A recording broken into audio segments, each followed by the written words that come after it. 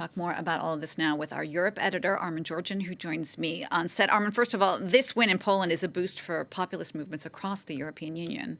It certainly is. You just have to look at reactions from Viktor Orban, the Hungarian Prime Minister, or the National Rally here in France. And remember what George Simeon, the right-wing populist in Romania, said after he lost the runoff presidential election in Romania. He said, after that loss, it's really important that if MAGA wants to go international, it needs a victory in Poland.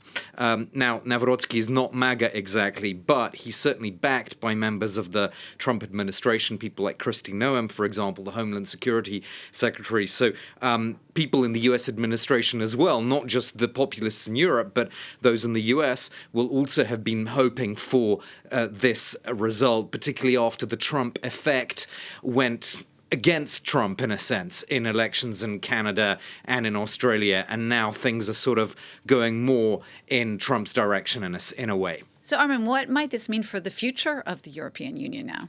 Well, first of all, this result changes the dynamic a little bit within the Visegrad Four. That's that group of 4 Central European countries which in the past have had plenty of run-ins with Brussels over rule of law and various other issues.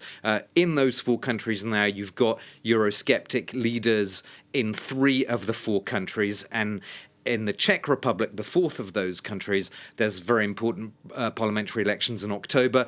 The Czech Republic could swing into the populist camp if you look at polls there for the October election. So that's something that Brussels will be watching and will be very wary of. One other element we have to mention, Jeannie, is on Ukraine now. The dynamic could shift a little bit as well, because Nawrocki says Ukraine should not be a member of NATO, and also he would probably raise the bar when it comes to Ukraine's eventual membership of the European Union. So all of this is perhaps not a radical change on Ukraine, but it shifts the tone or the conversation a little bit. Let's just bring it back to Poland for a moment, Armen. Obviously, this is a massive blow for the Polish Prime Minister, very pro-European Donald Tusk. Yeah, and I was talking actually to an MEP who supports the coalition government in Poland, and he said to me that he thinks Nawrocki as president would be worse than Duda, the outgoing president, particularly on the rule of law issues.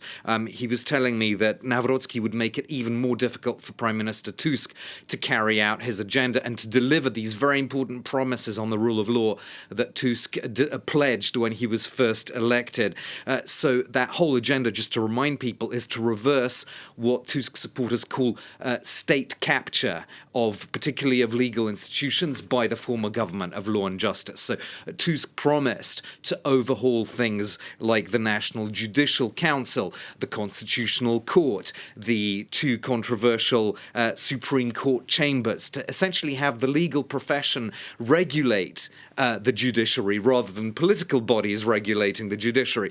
These are very, very important pledges, and now it seems that it's going to be even more difficult for the Tusk coalition government to deliver on those things, Jeannie. And of course, the clock is ticking, because we now have just 2 years before the parliamentary election in Poland, and people are saying that Nawrocki's victory could be a harbinger of the return to power of law and justice. So there isn't a lot of time left now.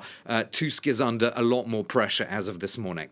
All right, Armen, thank you for that. France 24's Europe editor, Armen Georgian. Thank you.